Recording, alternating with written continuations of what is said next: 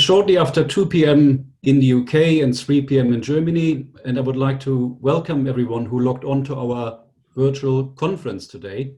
My name is Alex Altmann. I'm the chairman of the BCCG's region in Scotland and the north of England. And if you don't know who we are, the BCCG, or British Chamber of Commerce in Germany, is a bilateral chamber of commerce which is promoting trade between the UK and Germany. And we are very delighted to have partnered with the Scottish Government, the University of Edinburgh, and EIE20, which is kicking off tomorrow. Today's event was actually planned to take place live in April as part of EIE20, but due to the coronavirus pandemic, was pushed back to October. But the topic has stayed the same and is today ever more topical. Technology and digitalization have been transforming our societies for decades, but in the past 6 months, we have seen an acceleration of this process for all parts of society. We want to focus today on what effects this transformation has on businesses and particularly on employers and their workforce, and want to get an idea what benefits and challenges this digital transformation will have. We are really delighted to offer you today a high-profile discussion between politicians, academics, and business people who all have an expert opinion on this matter.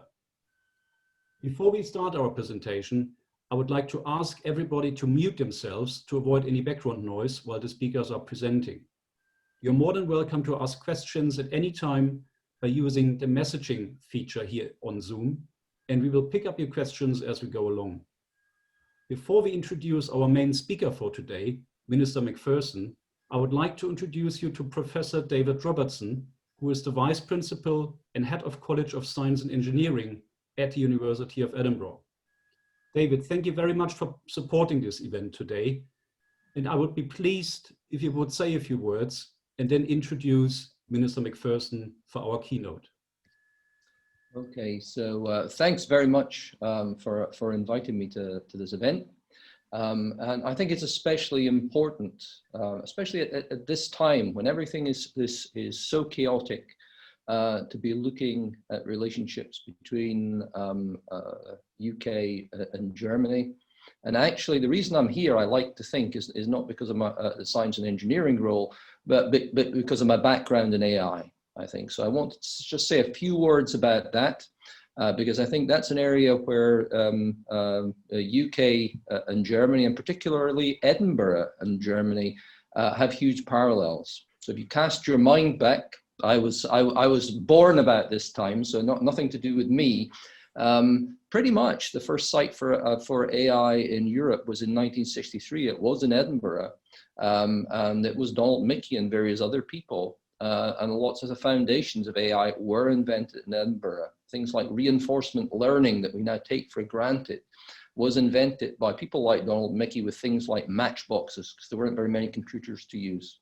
In Germany, I believe it was in Berlin, round about the same time, late 60s. And so there was a lot of parallel evolution going on. Similarly for industry, I think it's spookily parallel, actually. We had the AI Applications Institute in Edinburgh in 1983, which is roughly when I started doing AI. In Germany, you did extremely well. You got DFKI, the German Research Center for AI, in about 1988, I believe. And I think actually that's a good example of Germany having cottoned on to the industrial benefits of AI before the UK actually did and started exploiting it. But then in the academic community, it took a while to grow. It was probably about the turn of the century, about 2000, I'd say, when we really kicked it off. And that in Edinburgh, that was when we combined forces with computing science, cognitive science, all the rest. Where all that energy came from was by combining disciplines, joining them all together, and we drew a lot of strength from that. We started to really learn how to do algorithms. We started to understand really what the internet could do, and that's where the surge really came from. And then if you reel it forward to today, I think the big change has been the way that we've reflected it out into domains. It's gone out into all sorts of domains.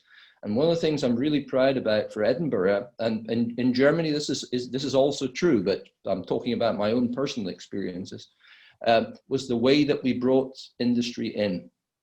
And Scotland relies a lot Because it's a relatively small country, relatively low population except in the central belt, relies a lot on its universities to stimulate industry. If you'd gone back to the year 2000, when I was talking about when it first started off, do you know how many startups there were in the centre of Edinburgh? I think there were 2 in computer science. They both came out of the university. They weren't very big and they weren't very important at that time. I'm sitting actually quite near the centre of Edinburgh at the moment, and there are hundreds. And there are big companies too, some of which grew because of the stuff that we did in the intervening couple of decades. So we actually were pretty good at being able to grow up that sort of industry around universities. I don't have time to get into it, but maybe other people will. And then looking forward, I think we're in that phase where society adapts. We've adapted, for this conference, we've adapted hugely to be able to talk in the way we're doing using the technology we've got, and the technology is held up.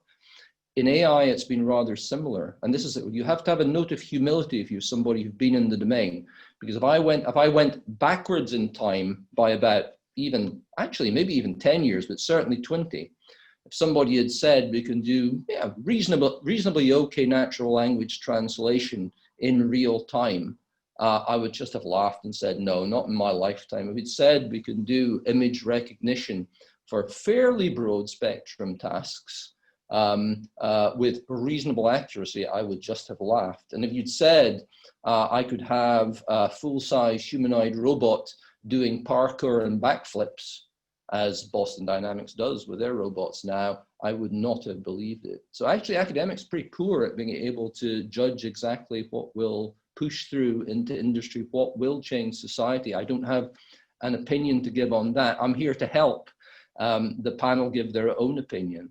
But one thing I think we can be sure of, these things really are now, and I would not have said this 20 years ago when we were doing the academic research and actually trying to downplay it a little bit. We were worried about hype. I think there still is a lot of hype around. A lot of these things now work. They work in narrow domains, but they now work. And the interesting question is how to deploy. So I think that perhaps that's enough of an introduction.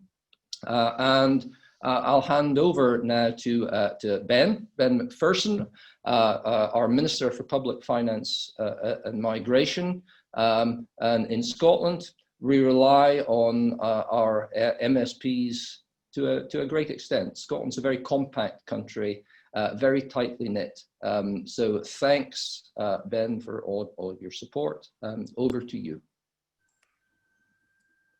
Thank you very much, David, and for that fascinating introduction as well, and as well to Alexander for your words and for inviting me to speak with you today ahead of the roundtable on the digital transformation of the workplace. And very good afternoon to everyone who's attending, and it's a real pleasure to be able to talk with you today and to say a few words on behalf of the Scottish Government to get us started.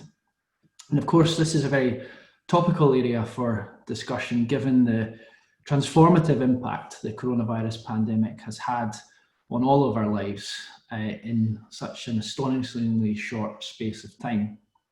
And these are, of course, challenging times, not least with the pandemic, but also because of other challenges like Brexit and for us in Scotland and the rest of the UK, the continued uncertainty of what New Year's Day might bring just 80 days from now.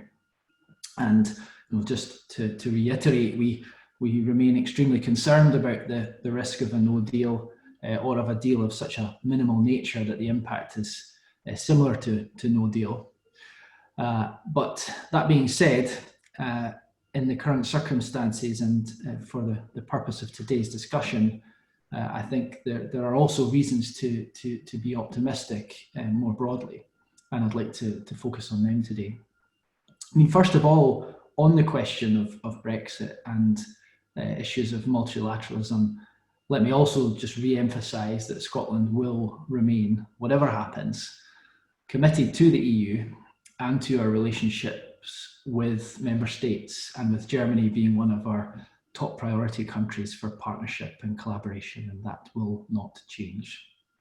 In Scotland, we strongly share the EU's values and priorities, and we are determined to keep working together on our collective challenges and aspirations, including, of course, digital transformation for the common good, which is so topical just now and what has brought us together today. In Scotland, we have particular strengths in this area, and we look forward to increased collaboration with our European friends and partners in the months and years ahead. And in that spirit, I'd like to talk today about the important role of Scottish-German collaboration in our response to the pandemic. And I will focus in particular on the significant opportunities for collaboration on digital transformation and also on tackling climate change, which is of course a very clear priority for us all as well, and what we can and will achieve that is so much more enriching and progressive and effective if we work together. And within all of that, I will also outline the Scottish Government's unwavering commitment to promoting fair work and social justice, which should lead well into the discussions which follow.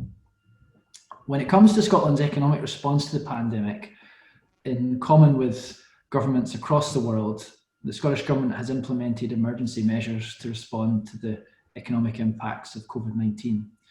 And similar to Germany's recovery package, our measures include 66 million for green recovery and £35.5 million for digital services, which of course are two key pillars of our recovery.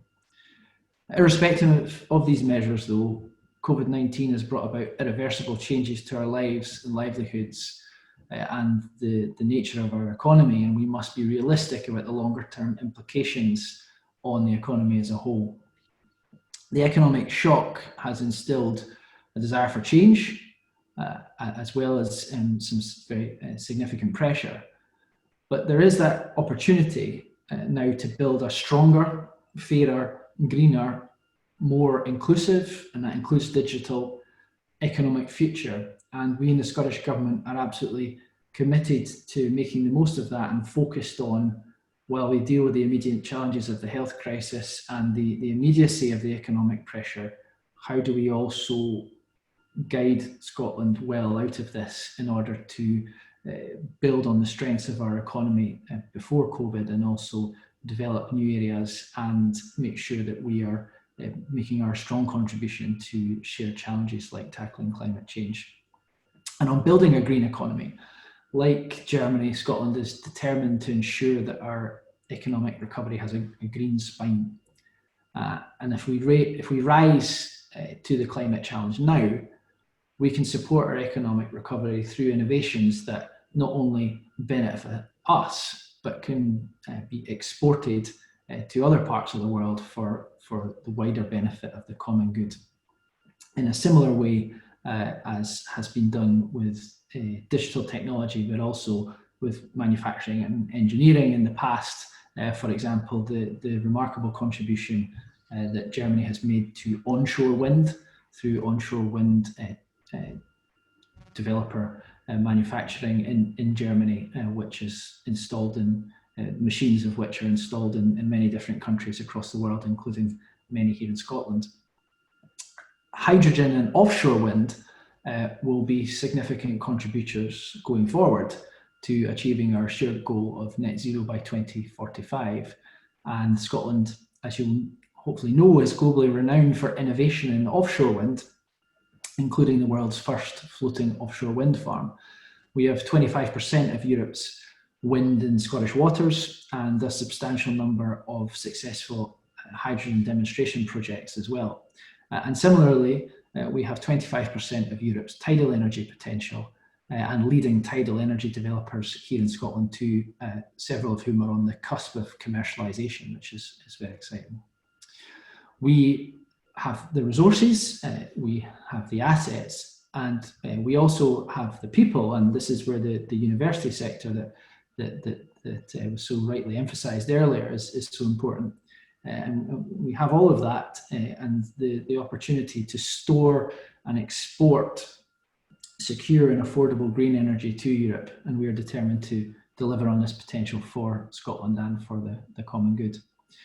Many international energy companies already benefit from our long-standing expertise and experienced energy supply chain, and we benefit by having them here in Scotland and value them very much. And further collaboration with the German companies in particular will be crucial for all of us collectively to realise the need for clean and secure energy, and we look forward to continuing to work together with German partners and friends on that shared ambition and that shared work. Also key to Scotland's recovery, of course, will be digital and technology, which is a key growth industry, with the sector forecast to grow at twice the rate of the rest of the economy. And we are working hard to address the skills challenges faced by the industry with the help of effective public and private sector partnerships. One such example is the Digital Skills Group, which has successfully delivered Code Clan here in Scotland, which is the first industry-led digital skills academy here in Scotland, and has had over 950 graduates, which have now progressed into the jobs market. So that pipeline of skill and talent, and I would encourage you to look at Code Clan's work, and learn more about what they've done. And also we have our CivTech initiative here in Scotland, which is an aspect of the GovTech sector, and CivTech is bringing public and private sector together to solve shared problems, and also a leading piece of work that I encourage people to go and learn more about. Because the crisis provides us with an opportunity to boost innovation, and our tech sector has the dynamism and the growth potential because of initiatives like those to make this a reality. So helping tech companies to flourish is more important than ever, and we absolutely recognise that in the Scottish Government. And that's why we commissioned just a few months ago an independent review of the Scottish tech ecosystem, which was led by Mark Logan of Skyscanner. And Mr. Logan's review provided an industry-led blueprint with recommendations centred on education, on investment and on infrastructure. And we are continuing to work to implement these recommendations because it really is an excellent piece of work. And we started off by announcing an initial $4 million of funding towards creating a national tech scaler network, building on the success that we've had here in Edinburgh with our tech scaler here. And the funding will help to establish 5 tech scalers initially in Scottish cities, so broadening the base of that piece of work. And these will be in places where entrepreneurs can meet, work and share ideas, and will also crucially be able to access mentoring and world-class education, potentially using training models from Silicon Valley. We'll also be setting up an ecosystem fund to take forward other recommendations in the Logan Review, such as programs to increase the number of startups emerging from universities and using more tech conferences to attract talent and investment. And there are also ambitions and challenging recommendations regarding education in the review, including elevating computer science to the same level as maths. And we're looking at that very closely. And we look forward to taking forward these Logan recommendations. And as I say, it's a piece of work that attracted a lot of attention here in Scotland and beyond, and I would encourage you to look at it, and it really sets the basis of where we in the government will be placing our energy in order to meet and take forward those recommendations that have been so excellently put forward to us. And one particular branch of digital technology we are committed to developing is fintech. As you may be aware, there are already around 150 fintech SMEs across Scotland, and Fintech Scotland, which is a body that we set up 2 years ago, has played a pivotal role in establishing a thriving and globally recognised cluster across the country. And this cluster has received European accreditation to become one of only 3 in Europe to be recognised for cluster excellence. The world of financial services is changing rapidly, transforming the way companies operate and also the way customers access services. So we in Scotland have the strength in terms of what's been built already and the potential that will allow us to carve out a niche in high-tech, high-growth companies that can be at the forefront of developing the sector. And we are determined to take this opportunity and realise the potential that there is to develop in such a way, and we'll be progressing in that regard. And part of that is continuing to work with international partners, including, of course, in Germany, and to encourage and nurture innovation across different sectors. We are passionate about maximising our work with others, and particularly of emphasis today with German partners. And Team Scotland, including our Germany hub in Berlin, which is on the line today, and also Scottish Development International in Düsseldorf, they are there to help develop our links and also to answer any questions you might have about investing. So please do come forward after today's event if you have any questions for us. We'd be delighted to hear from you. For example, facilitated by SDI in Germany early in October, Professor Robertson, the director of the BASE Centre, who I understand will be speaking on the panel later, and I look forward to hearing from you, Professor, gave an overview of AI capabilities in Scotland and the AI research webinar series run by Bitkom, Germany's largest digital association. And so there's an example of collaboration and engagement that has been meaningful and successful. And we really support and value engagements like these, as they can be the start of great partnerships and ultimately transformations that will genuinely change society and the future for the better. And talking about society and related to all of what I've mentioned so far, are issues of fairness, inclusion and social justice. And inequality is another challenge that the pandemic has exposed and emphasised so clearly, especially in terms of job security, working conditions and gender issues. Equality is fundamental to a robust and resilient economy, and tackling inequalities by providing fair work unlocks people's creativity, it boosts their confidence, and it enhances their well-being. And we want to put well-being at the heart of our recovery. And the business case for fair work has always been strong, and this has simply been highlighted ever more so during the pandemic, because having an inclusive economy helps our businesses to innovate and grow, as well as being the right thing to do. It helps to boost productivity, and it helps develop, attract, and crucially also retain talent in Scotland. And we're determined to continue to enhance our offer in that regard.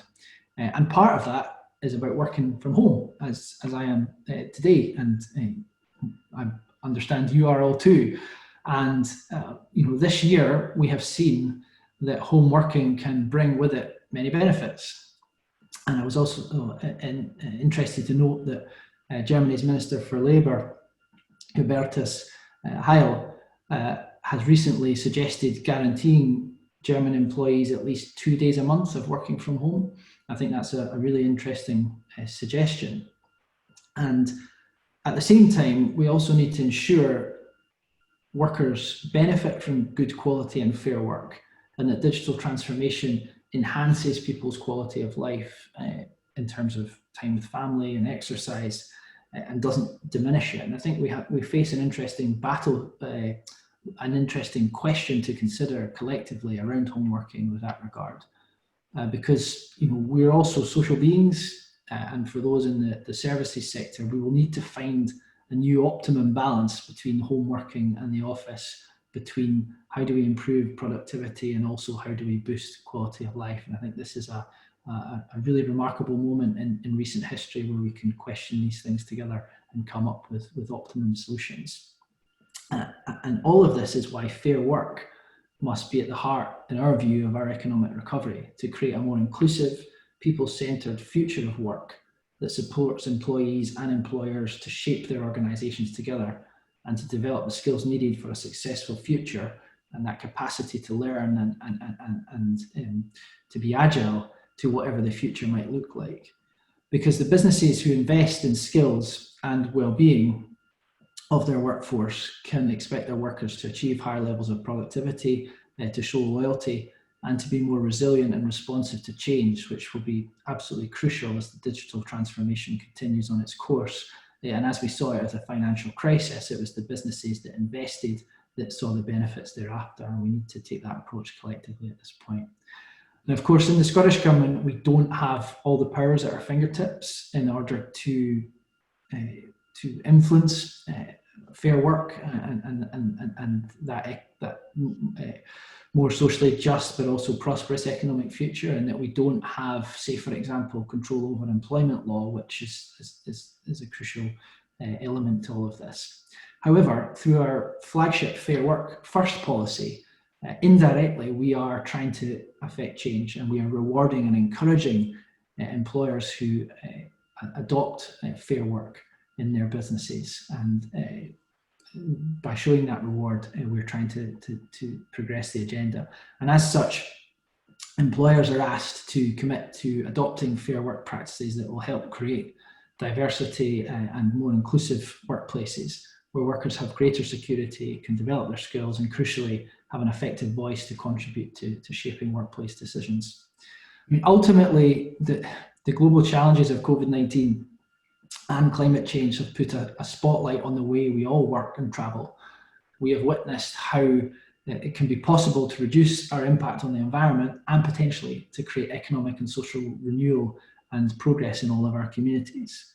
But there's a lot more thinking that needs to go into how we do that in the most effective way and the most just way.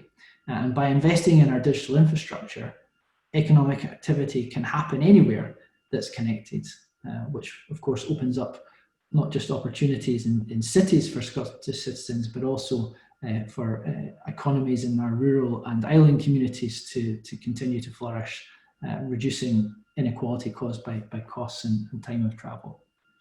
And all of this is why it will be vital in a very challenging time for Scotland to continue to focus on investment in people and the infrastructure that we need to maximise our potential, our resources, and the creativity of our people in a time when we are now facing compounded challenges of responding to the economic impact of COVID-19 in the immediacy, while also continuing to prepare for the serious disruption of Brexit once the transition period comes to an end.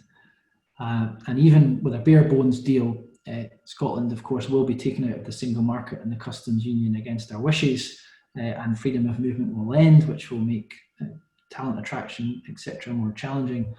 And it will put more pressure on jobs and living standards, and we regret that and continue to prepare for it while having opportunities like this to emphasise partnership and our determination to work together. And as such, I would like to conclude by emphasising that it is urgent that we approach our economic and social recovery in a positive, open and collaborative manner. And I would like to reiterate my very firm belief in that of the Scottish Government, that by continuing to work together, we can tackle the significant challenges of the future, including digitisation and the climate emergency, united around a shared purpose and vision for our societies and economies of achieving a better outcome from this horrible situation with the virus, and moving to a place where we enhance quality of life and develop our economies for the needs of the future. So thank you very much for listening. I hope these opening remarks are useful food for thought, and I really look forward to the rest of the discussion and continued collaboration in the months and years ahead. Thank you. Thank you very much, Ben, for these fascinating insights. And it is very encouraging to hear that Scotland focuses on a green and tech-driven recovery from the pandemic, an area where you might even see opportunities develop an export industry in Scotland. You kindly said that you will stay on now and join our panel, and we can ask you questions as part of the discussion now. Therefore, I would like to introduce and loop in our panelists for today. Professor Michael Robertson is the Deputy Vice Principal Research and is the Director of the Base Center, who should be on the call now as well. Michael, can you hear us? Yes, of course. Yes. Excellent, yeah. Would you like to start with a quick opening statement and then we carry on and introduce the other speakers? Yes, thank you. Thank you very much for this invitation, and also let me welcome everybody who will be attending EIE tomorrow on behalf of the Base Center, which hosts the team that runs EIE, and which has really been fundamental to the growth of the tech startup ecosystem, helping companies in the region raise over £700 million over the last 12 years. So I'm an academic. I've been working in AI for over 20 years. And most of my work has been around developing the architectures, algorithm systems that help coordinate the activities of different entities that might be working with each other or competing against each other. The workplace, we're talking today about the digitalization of the workplace, is a typical example of this kind of environment. You've got employers and employees with different objectives. You've got complex work processes, got constraints around how people's activities and the resources around them can be used to achieve the objectives of the organization, like space, machinery, equipment they use. And through the COVID crisis, I think we've had a glimpse of how digitalization can affect how people work.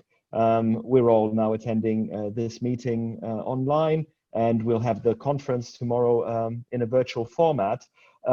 People have found we can do many things without being in our offices, but we're also seeing how more advanced types of automation and robots, sensors, smart devices can support work and collaboration. Just think about companies that are now running food retail delivery services in an almost fully automated way.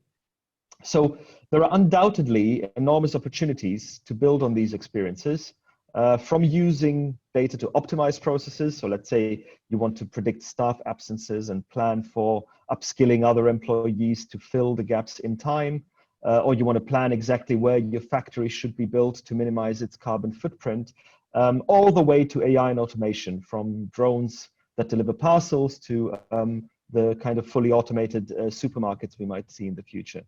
Now, of course, people are worried about how data and AI might be used for and abused for surveillance in the workplace, how algorithms might exacerbate biases and lead to discrimination, or how it might eventually even take some of their jobs away from them. And in fact, the development of ethical AI is one of my own core research interests, and we're engaging with colleagues across the university in lots of initiatives to address these in finance through our Global Open Finance Center of Excellence, in health and care through our Advanced Care Research Center, and so on. I think also what's often overlooked is that we need to think about which businesses, workers, and in fact whole nations will be able to benefit from these innovations. We don't actually know how all this will play out over the next few years, but I think in my view, one thing that's becoming clear is that it's happening already.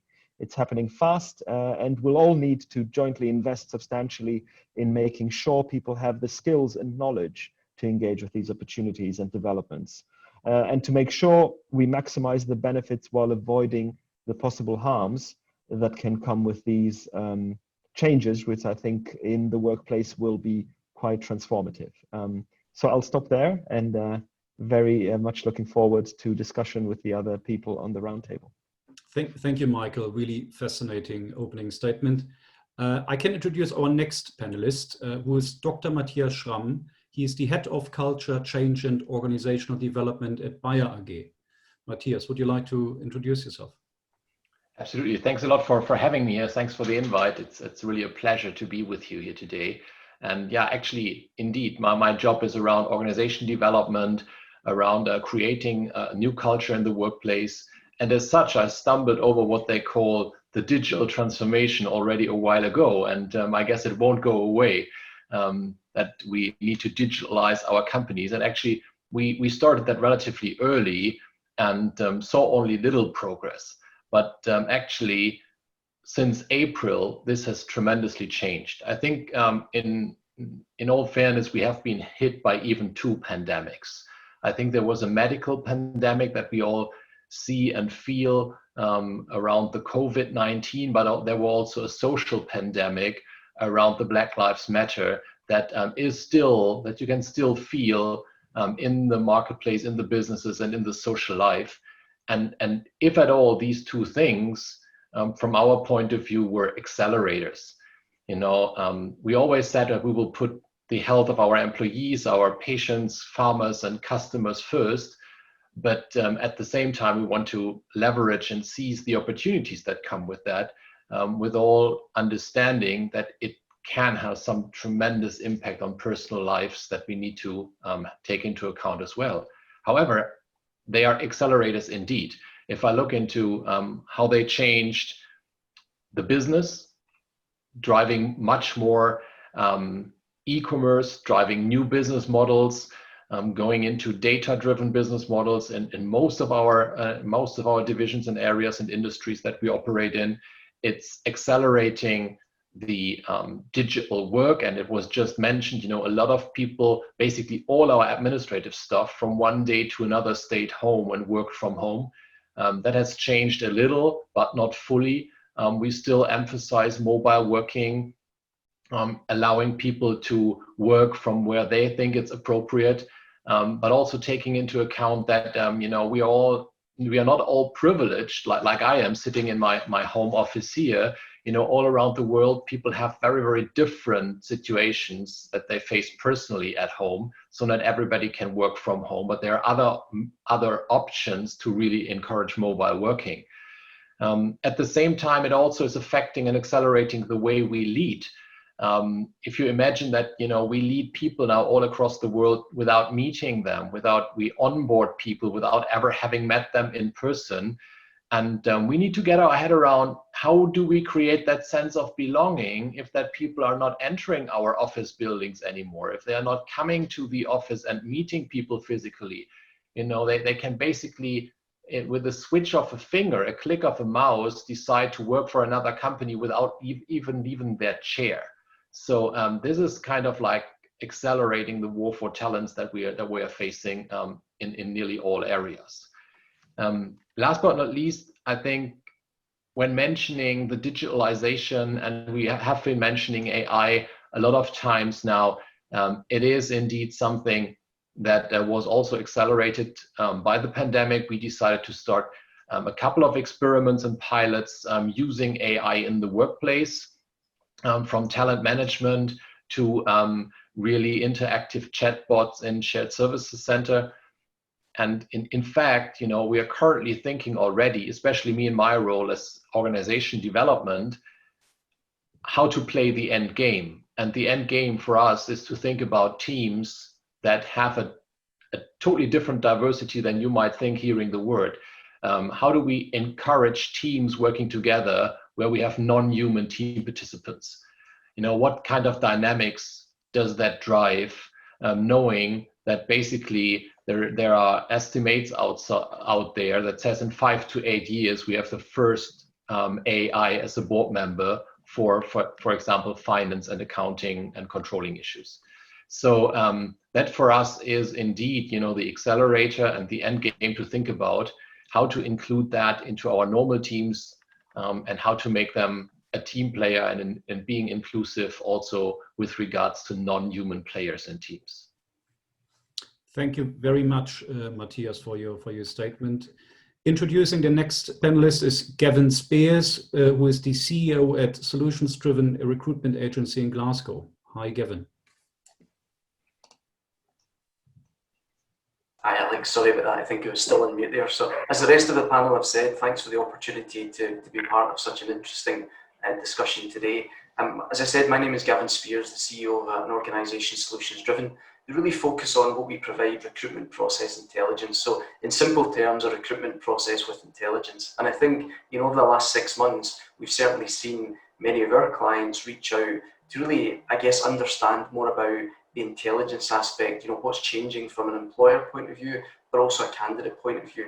As we look at our business, we've placed candidates in 54 countries globally in the last 6 years, and do about 80% of our revenue out with the UK. So, international business has been very much part of what we've done for the last 20 years, as has remote working, from clients and candidates. I think, as the panelists said, many organisations have almost been forced into digitalisation over the last 6 months, given the pandemic. And I think, we've seen some really interesting themes that we've supported clients with. The first being obviously We remote might have hybrid. lost Gavin there. We will come back. Can you hear me? Yep, can you hear me okay? Yep. Okay, good. So I'll keep going. So some interesting themes that we've focused on with clients over the last 6 months. The first one being supporting clients and how they successfully hire remotely. So it's not just about hiring remotely, but how does that then translate into good onboarding?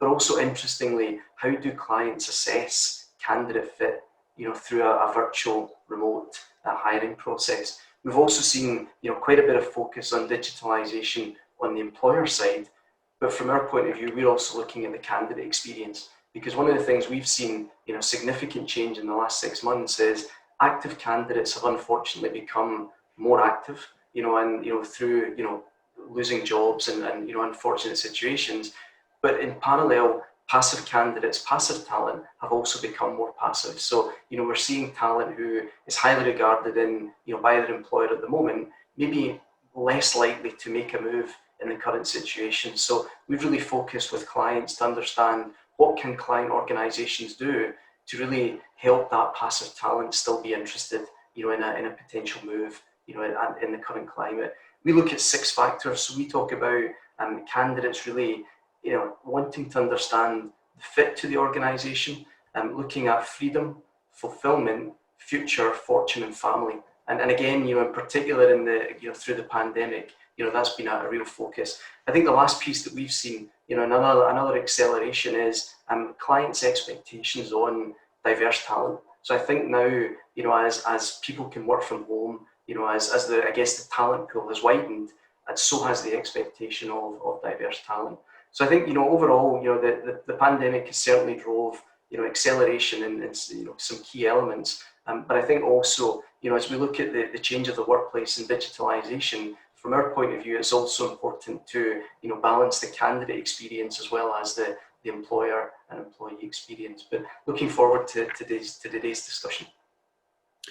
Thank you very much, Gavin. And last but not least, our last panelist was Mark Epps, a partner at Blake Rosenberg, firm of chartered accountants in London. Mark, very happy for you to introduce yourself. Thank you, Alex. And hello, everyone. And again, thank you for allowing me to speak. It's really interesting hearing everyone. I've been advising international organizations and employees and directors for about 25 years on working internationally. And probably in the last 6 months, I've seen more changes to what that actually means than in the other 24 and a half years. Really seeing 2 trends for the purpose of this conversation. Organizations are being a lot more entrepreneurial, innovative, and how they fill the skills gap. So I remember when I first started advising businesses, you would move someone from Hamburg physically to Edinburgh. And with that, it was very challenging because it was very expensive. You'd have to convince the family to move, and so on. Last week I saw an organization, a client of mine, which in 2 years, it's a life sciences company. They've gone from 0 to, they've just listed on the US stock exchange, and they're valued at around £2 billion. And they've done that using a very internationalized workforce and lots of technology. There isn't more than 30 of them globally. But they've got a chief operating officer in Hamburg, they've got a chief medical officer in Sweden, and someone in New York, someone in the UK. So I think the old days of where you would have to go out and really look hard within quite a small pool geographically for your talent. Now I think that's gone. And actually where we talked about digital skills gap, but where you fill that gap now, the world really is the oyster, and you can move people, you can do them on business trips, commuting, and now people don't have to move at all, and it's working very, very well. The other place is where it's a real competitive advantage. Startups can grow very quickly now with globally remote working.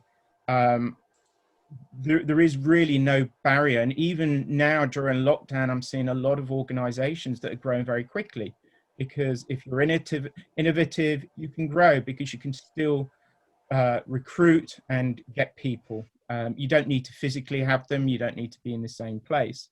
I was reading the FT last week, and they was saying Russia's the largest country in the world. It's got 11 time zones, and typically if you wanted a top job, you'd move to Moscow, one of the key cities.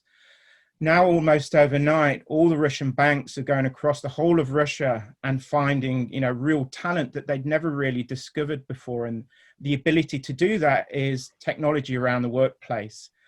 So that comes with risks, of course. Now, very briefly, the global tax system, which makes everything tick, is based on a very old model. Tax is generally driven by where you physically work. So one of the challenges for the workplace now is if you're a Scottish-based company and you've got an employee that you allow to work in Poland, what are the costs and obligations arising from that? So until we change the global tax system, it is still a bit lagging around the globalization, digitalization of the workplace. It's following the person rather than the value or the job itself or where they're paid or employed. That's it, I think, Alex. Perfect. Yeah. Thank you very much, Mark.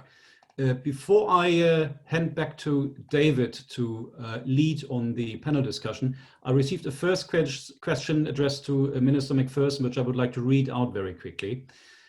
Question is as follows. In Germany, we say that small and medium-sized businesses really are the backbone of our economy.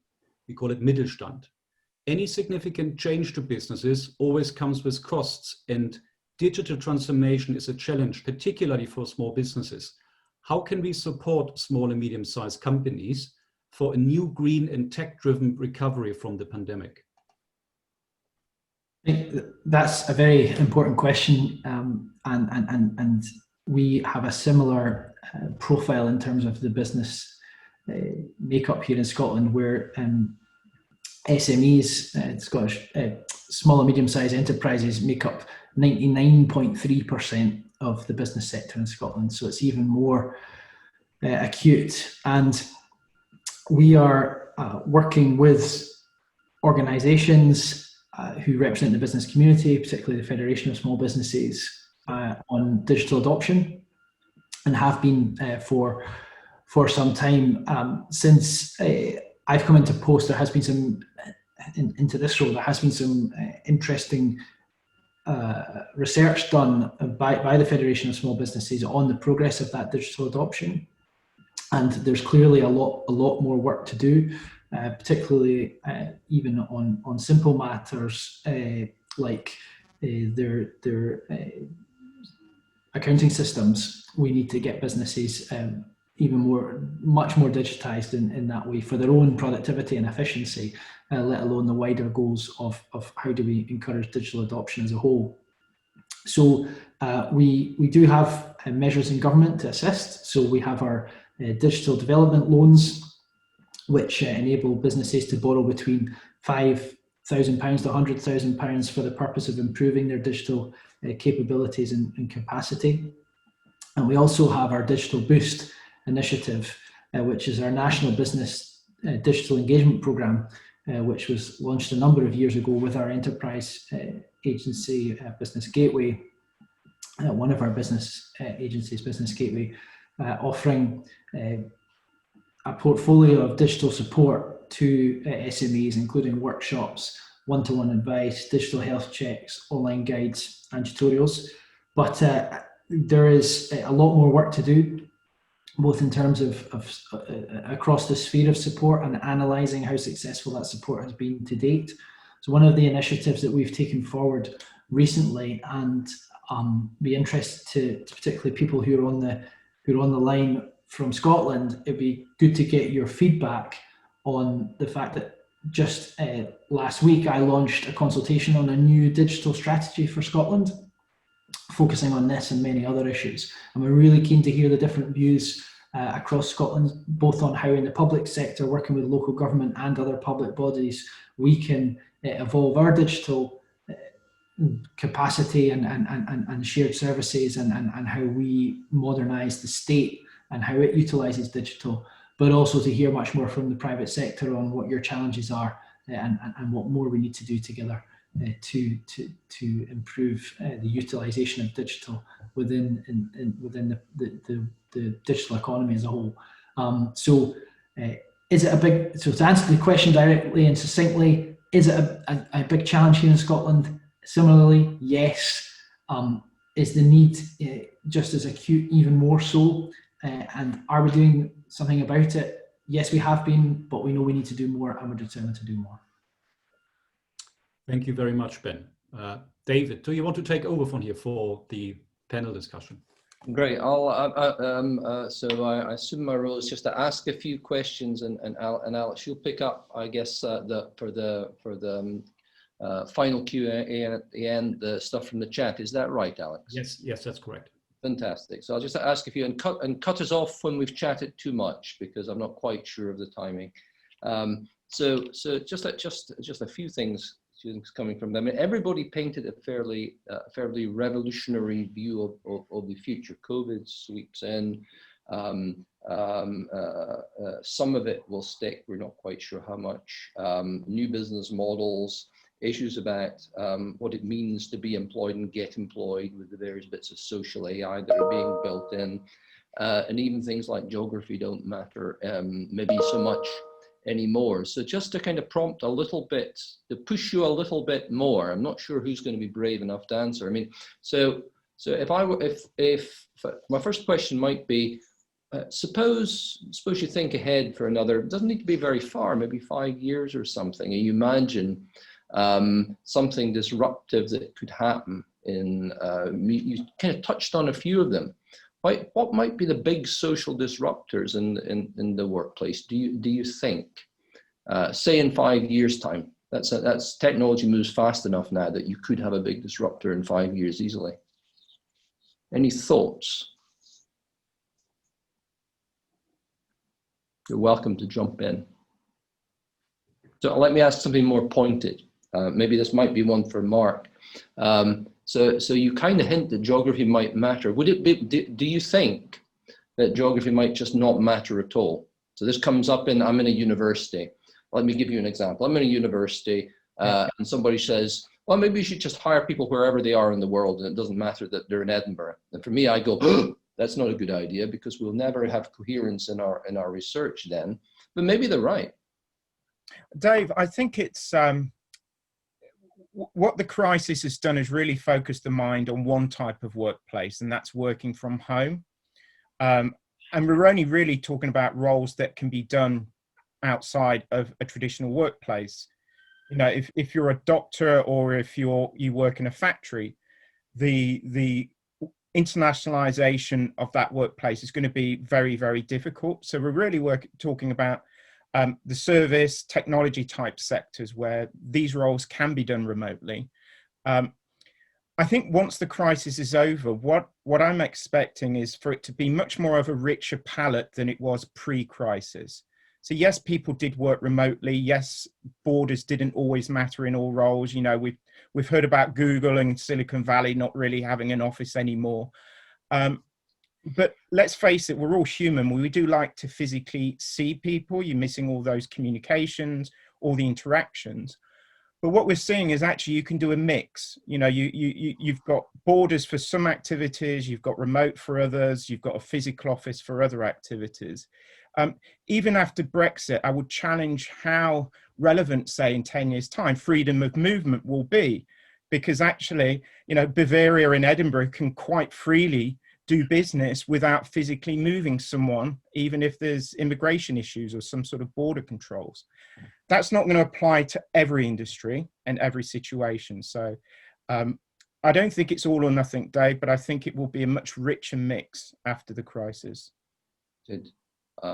Just pushing ahead, pushing it at people. This might be one from Matthias more. So one of the things where you were saying would be pushing at the boundaries would be teams involving non-humans was what I wrote down. So we're sitting here in a meeting like this. I was reading an article that NVIDIA are going to put out some equipment where you can simultaneously translate into who knows what language, and you can have an avatar that's a bit cartoonish, but you never know, they'll work on it. It'll get realistic. So maybe maybe in 5 years' time, you don't know it's me or actually even now, you could build a system where you don't know it's me, but it's somebody, but you might not be a person and all this sort of thing. Where do you think that leads?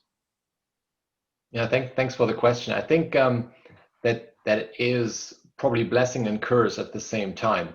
On the one hand, I think we will see, and you can already see that in some of the figures that you find in the newspapers, that a lot of jobs will be taken over by AI, and jobs that we probably not at the first glance thought they would.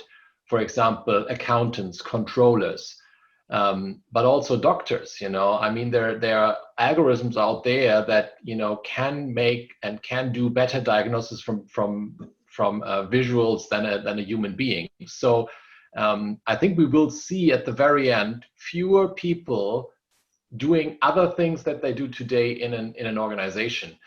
But these fewer people need to be much better skilled, and there is an upskilling potential for those people. But I think, let's face it, it will be fewer, because AI will take a lot of chunks out of the workplace that we currently do with humans. And it's probably comparable to producing an automobile in the 70s and in the 90s, where you can hardly see any workers in the factories anymore. And this is somehow the visual that I also have for AI.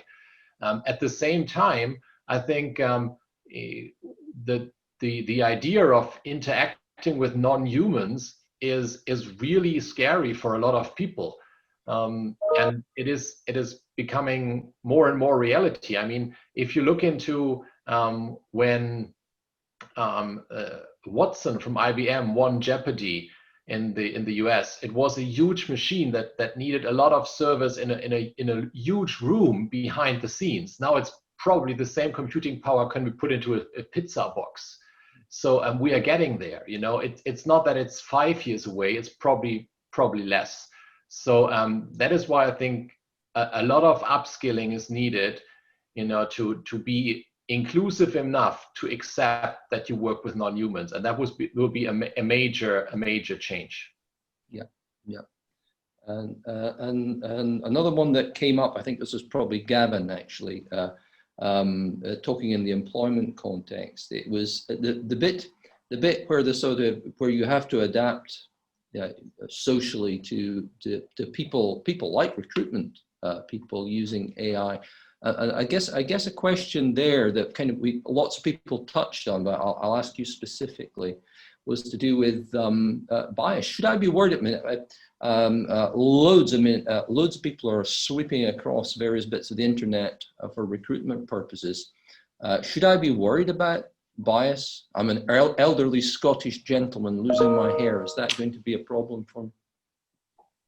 My dad still works in the business at 70 years old, so I can't be too biased for elderly Scotsmen. So, but I think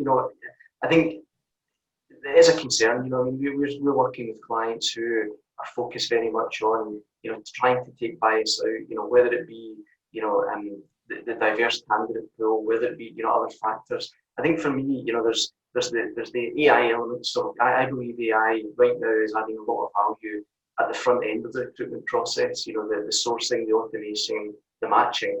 But I think that the ability to engage candidates and check their fit and suitability for the skills is still right now, human touch and human interaction. So for us, from a bias point of view, I think it's something that needs to be, very closely looked at. And I guess it's, bias can be different things for different recruitment processes. But certainly, I think it's something we need to keep an eye on. Mm-hmm. Okay, and maybe one from Michael. I mean, the other thing that a lot of this stuff is sweeping through fairly quickly, and Michael touched on at the beginning, talking about the sort of digitalization that came with COVID. So that's a bit of an entry drug for some of these other technologies, but it is sweeping through. And Michael, you're involved in the Bayes Centre, and which is a kind of point of contact between universities and industry and so on. How do you actually get some benefit? How do you get industry in to get a foothold in this as it all sweeps through? What do are there any hints, tips from your experience working on the interface between university and industry? I think there's a huge amount of diversity. So you know, the minister was talking about our SME landscape, and of course there's huge variation in terms of the maturity of people to deal with new technologies, and in fact even just their quantitative capacity. We're talking about lots of you know, we're talking about everything from the freelance ballet dancer to the whiskey distillery, and you know, to what extent these people have the time and the skills and the funding resources to invest in these new technologies varies greatly. So I think, but I think what we've learned now, and is, you know, as people like Mark and Gavin were talking, I was thinking, you know, what we can do now much better is we have a much bigger design space in terms of how we match and mix the skills and services that different people in the economy, different organizations can provide. And I think that's certainly what we've been trying to do with kind of university research expertise and very technical expertise. But I think we still see, for example, that the tech industry isn't very necessarily often very close, all these startups very close to what the verticals, what people in the different sectors would need from them and could get from them. So I think there's a lot of, I think what we can now think about new ways of working across the sectors in much better ways, and I think, and technology can play a big role in that. So let me give you an example. Some of the practical problems around recruitment and the law that Gavin and Mark were talking about, I could easily imagine that, I mean, we could already build the kinds of services that actually provide the little bits of that can be kind of automated to their customers. But we would need to understand exactly the needs of those customers to scale that up, and then maybe there's a huge market for their business across the world. So I think we have kind of, if you think, I'm thinking of it as a drawing board. The drawing board has just become much bigger, and we've got many more degrees of freedom, and if we use the technology, we can find lots of new ways to generate value. But I think that what I've experienced is usually the biggest roadblock is for people to understand how they can benefit, how their organization and their people can benefit. And I think there's this kind of uncanny valley where still all of this stuff is happening, and I'm seeing somebody else is doing it somewhere, but how could I use it? So I really think this is COVID has brought a unique opportunity actually to enhance how we talk and exchange best practice, and are more flexible about, like, you know, for example, if somebody would want, I could now be working for, and Dave, you shouldn't be listening to this because we're in the same organization, but effectively, in practice, I could be working for 50 employers and just filling in little gaps that they need, and everybody could do that in some sense. So I think it's a tremendous opportunity, but people, I think the thinking is slower than history. So, you know, we need to catch up and kind of process it all and understand where the opportunities lie. Now, Alex, do you have time for another quick general question, or should we stop now? I'm mindful of time. Alex? No reply. I will ask another quick. Sorry, a schoolboy error. I think we have time for one more quick question. There was actually a question posted in the chat by Birgit Kaiser. Yes. You want to ask it, Alex? You go ahead, David.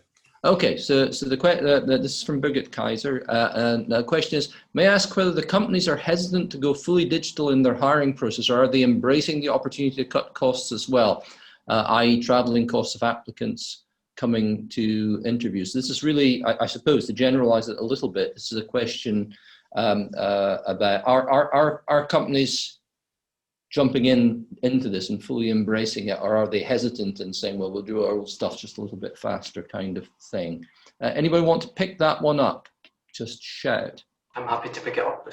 Thank you, Gavin. Yeah, no worries. So, I mean, I think we seen back in March, April, we've seen quite a few of our clients hesitant to go, you know, fully digital and fully remote hiring. I think now if I look September, October, of the hires that we made for clients, about 40–45% of them were fully remote, and didn't meet the candidate through the process. So I think there's benefits, cost benefits, time benefits, etc. I think the challenge I think that we face, and Matthias mentioned it earlier, is sense of belonging.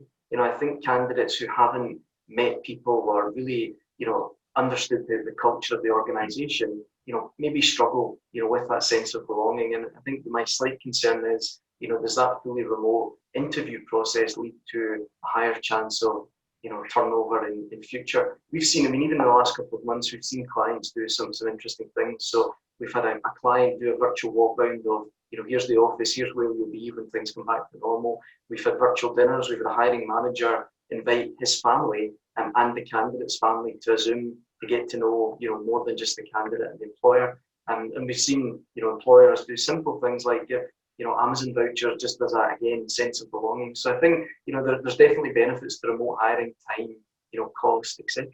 But my only concern is just how do organisations really drive that sense of belonging for the candidate. Good, thanks. Great. Sorry, Alex, off you go. Okay, so we are already a bit over time, and I think this brings us to an end of a very interesting and fascinating discussion. A big thank you to Ben Mcpherson, our keynote speaker from today, and all other presenters too. We have learned some very fascinating insights, and this is a journey that is just beginning. Thank you to David Robertson and the University of Edinburgh for your great support. Enjoy EIE20, and we hope we will see you very soon again.